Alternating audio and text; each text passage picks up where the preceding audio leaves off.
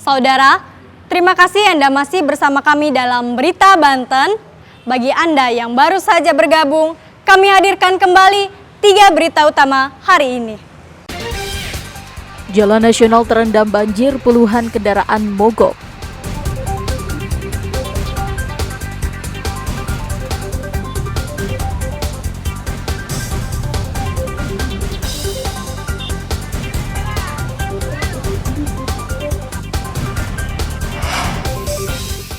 Hendak loncat pagar, kaki seorang pemuda tertusuk besi.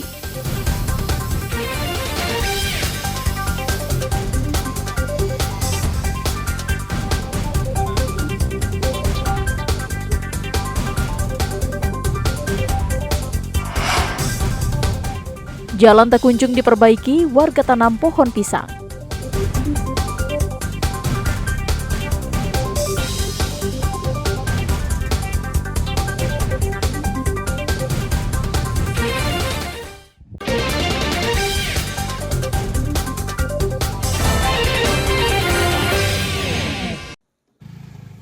Seperti inilah kondisi ruas Jalan Ciekek Hilir, Kelurahan Ciekek Karaton, Kecamatan Majasari, Kabupaten Pandeglang, yang kondisinya rusak. Kesal karena tidak kunjung diperbaiki, sebagai bentuk protes warga kemudian menanam pohon pisang di tengah jalan. Kerusakan jalan yang menjadi akses utama warga tidak pernah diperbaiki selama belasan tahun. Bahkan saat musim kemarau seperti ini, debu berterbangan dan mengotori rumah warga. Menurut warga, pemerintah daerah sempat menjanjikan jalan tersebut akan dibangun, namun hingga kini tidak pernah terrealisasi. Kondisi tersebut pun membuat warga tidak nyaman dan terganggu saat beraktivitas. Ini udah rusak berapa lama? Udah di tahun berapa ya? Tahun 2000. Sebetulnya mau turunnya dari tahun 2009 juga mau turun katanya. Infonya. Iya. Terus sampai sekarang?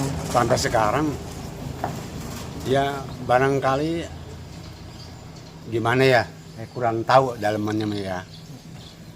Orang ternyata yang mau dibangun bulan 4 dipindah lagi gitu. Terus ini maksud dan tujuannya seperti apa sih Pak dengan penanaman pohon ini? Warga aja kan. Warga. Sebagai bentuk protes. Ya, bentuk protes warga. Menurut pengguna jalan, kondisi jalan yang rusak sangat merugikan pengendara dan kendaraan menjadi mudah rusak. Seharusnya mah tuh Pak, atunya jaet atau dicor sekalian mah gitu ya. Bapak sering lewat sini? Sering itu, terus lila tuh ya mah. Malu lah. Pernah gitu ya. Pernah ini nggak ketika bawa muatan banyak, pernah ada yang rusak nggak? Pernah itu Pak, ke sayap mobil. Iya, bawa nyatrok. Jadi keganggu juga Pak ya? Jalan Iya.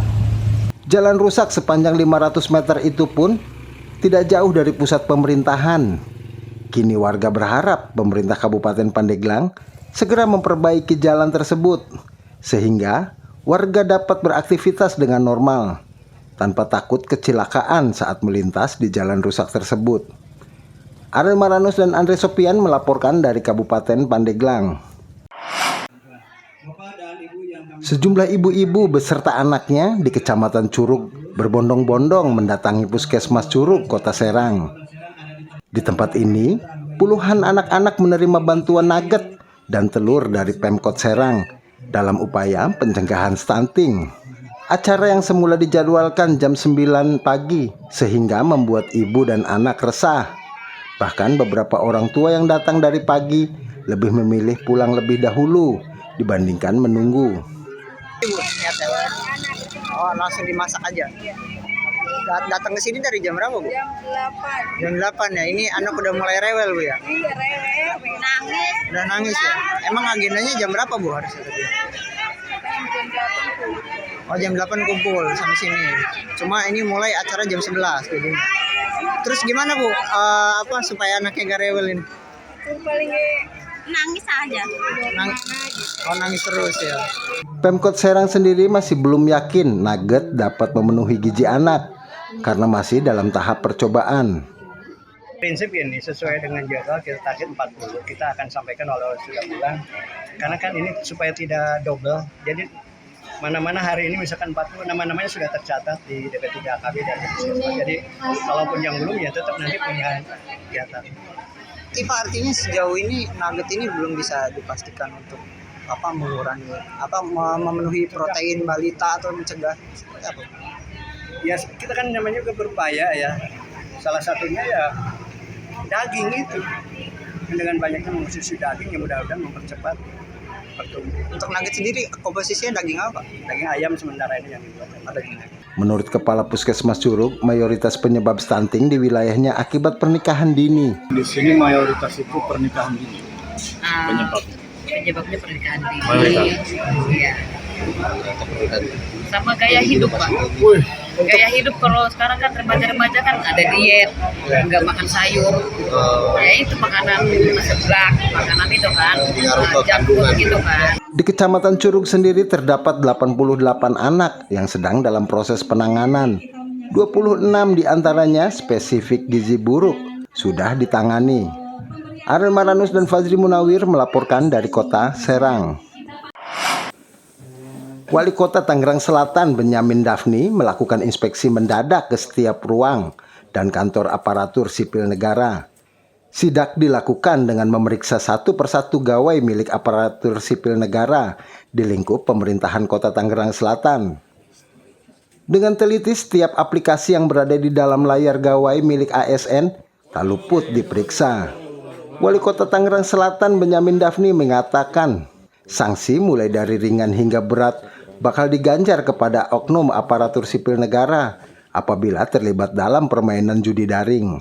Melakukan sidak ya ke unit-unit kerja di lingkungan Pemkot Tangsel untuk memeriksa handphone mereka apakah ada aplikasi judi online atau tidak. Dari sepertinya terindikasi judi online segera melaporkan dan kita ambil tindakan-tindakan persuasif dan seterusnya seperti itu.